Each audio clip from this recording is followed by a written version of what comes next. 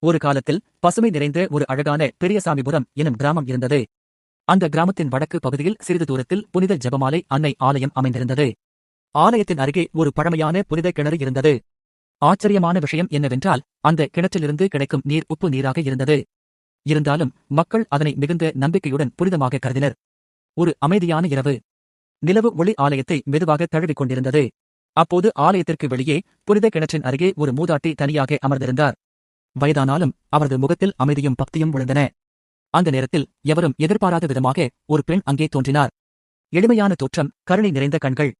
அவர் மென்மையான குரலில் அந்த மூதாட்டியிடம், "அம்மா, எனக்கு சிறிது தண்ணீர் தர முடியுமா?" என்று கேட்டார்.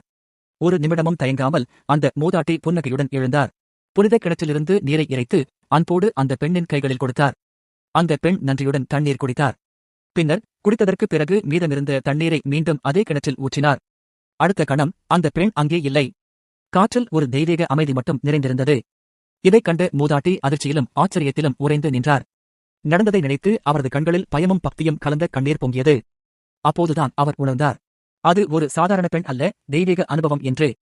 அந்த இரவு முதல் அந்த கிராமம் முழுவதும் அந்த நிகழ்வு ஒரு புனித அதிசயமாக பேசப்பட்டது.